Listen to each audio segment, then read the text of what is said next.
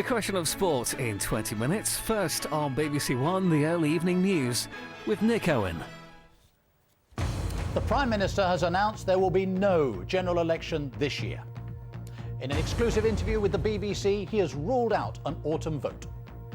The Conservatives had earlier challenged Gordon Brown to stop the endless dithering.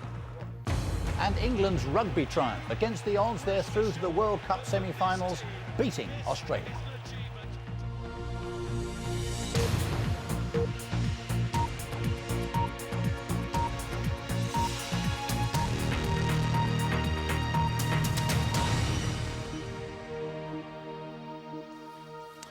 Good afternoon. The Prime Minister has said there will not be a general election this year. In an exclusive interview with the BBC, Gordon Brown has ruled out an autumn poll. There had been much talk, even among ministers, of a snap election. In a moment, we'll be live in Downing Street with our political editor, Nick Robinson, who broke the news this afternoon. First, this report from Joe Kerben. All peaceful outside number 10 this afternoon. Inside, Gordon Brown has been in turmoil about whether to gamble on an autumn poll. Today, meeting with Burmese campaigners, he'd probably already decided now was not the time to risk losing the job he spent so many years fighting for. It had all started off as a mere strategy to destabilise the opposition and rally the troops at Labour's annual conference. But as the polls moved firmly in their favour, a snap election looked more like a reality. In the last few days, though, that situation has changed.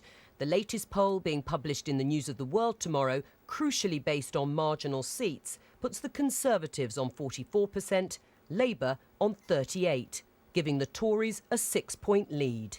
The polls post the Conservative conference have been very good for the Conservatives. The poll that's coming out in marginal seats is good for them. So it's all drifting in the wrong direction, and it's not the sort of moment, I think, at which a Prime Minister could turn to his troops and say, well, the tide's against us, forward to victory. It wasn't a realistic scenario, and he's now having to put a stop on it.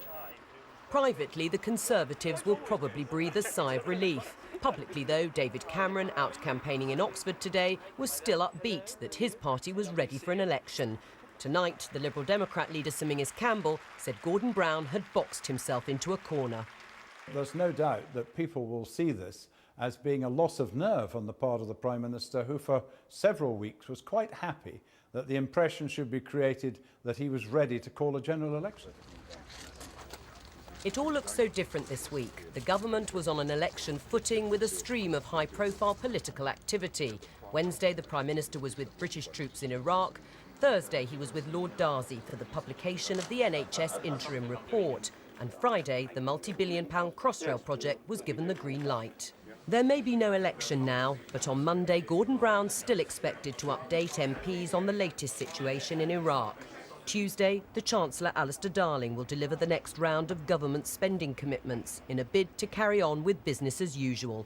But for now, the focus will be on how Gordon Brown's decision affects his leadership. Joe Coburn, BBC News. Well, our political editor, Nick Robinson, as I said, is in Downing Street now. Nick, difficult day, to put it mildly, for the Prime Minister? Absolutely. He is now having to stand on his head, and that is extremely embarrassing if you're the Prime Minister and the leader of a major political party. Let's be clear about this, Nick. It is one of the most powerful weapons that a Prime Minister has to choose the date of an election. Gordon Brown has now taken that weapon, injured himself, damaged his reputation and lowered the morale of his own party. Why? Because talk of an early election was never this dread word speculation, mere media talk. It was active preparation by Gordon Brown's key allies. They spoke about it in public, they hired staff, they hired an advertising agency, and in addition they moved crucial government business to allow Mr Brown to call an election next Tuesday. He has now been forced into the indignity of having to do an interview in which he has to admit that he was considering an election and that he is now not holding it. Not since Jim Callaghan had publicly at the Labour Party conference to embarrassingly sing about waiting at the church has any Prime Minister made quite such a hash of a non-election announcement. And does he give any indication of when he thinks an election might come? He makes clear that an election will not be this year. He indicates that it is very unlikely to be next year and therefore suggests, as most of us had expected when he first came to office, that it will be in 2009 instead. Now, the Prime Minister does explain why, I'm told, he's not going for an election. His rationale is that he doesn't want to run simply on 100 days of competence as Prime Minister, merely a test of leadership. He wishes to demonstrate that he can make changes, not merely promise them. Others who are a little harsher to him may say that the publication of polls showing that he would lose 49 marginal seats, that he's 6% behind in those marginal seats to the Tories, might just have been one of the factors in his mind. A great change of fortune in the last few days for the Conservatives. Well, a huge boost for the Tories. David Cameron called for an election to be held when, frankly, he thought and everybody around him thought he'd lose it.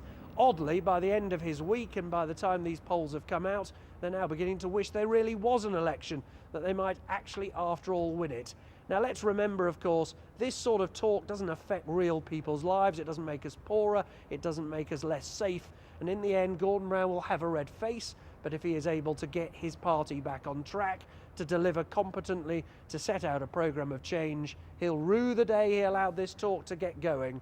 But on the other hand, he still has a real chance to govern and govern for a long time. Nick, thank you very much. Well, one of the key marginal seats in any election is the city of Chester. Our correspondent Nick Ravenscroft has been gauging opinion there this afternoon. These streets are traditionally Tory, with the Conservatives winning every general election here between 1910 and 1997, when Giles Brandreth lost this seat to New Labour. Now, all it would take is a swing to the Tories of just 1.2%, and David Cameron's party would have got another victory. So it would have been a key battleground if Gordon Brown had decided to call an early general election. So how do people feel about today's news? We've got no mandate from the people to rule this country.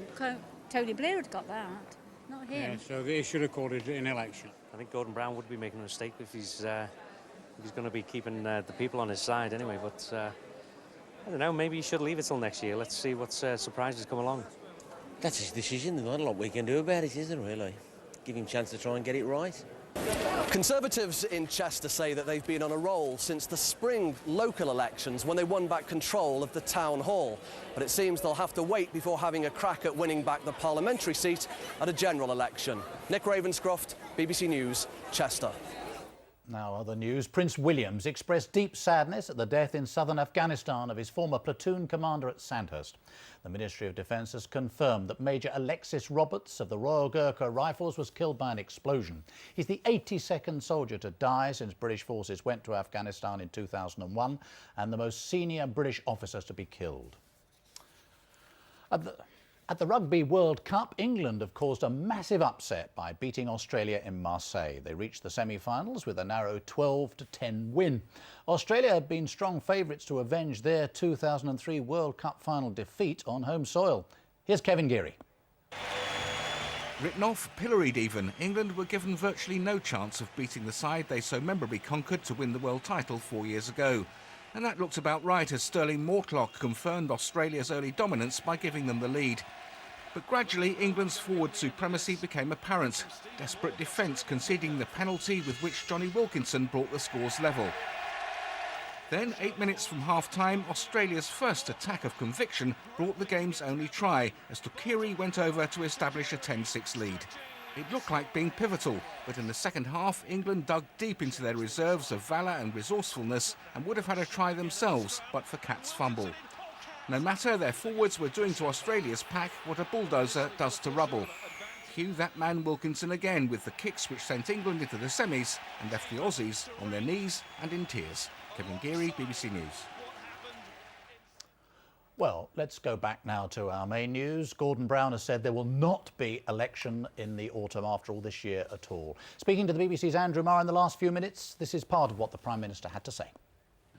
I'll not be calling an election, and let me explain why. I have a vision for change in Britain, and I want to show people how in government we're implementing it. And over the summer months, we've had to deal with crises, we've had to deal with foot and mouth, we've had terrorism, we've had floods, we had financial crises. And yes, we could have had an election on competence, and I hope people would have understood that we have acted competently.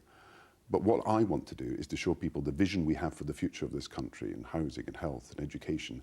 And I want the chance in the next phase of my premiership to develop and show people the policies that are going to make a huge difference and show the change in the country itself.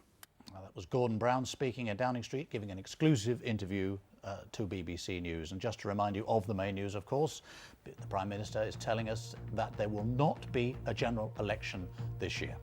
There'll be continuing coverage and reaction to this announcement over on BBC News 24 throughout the evening. I'll be back here with a full bulletin from the newsroom on BBC One at 5 to 10 this evening. Now it's time to join our news teams where you are.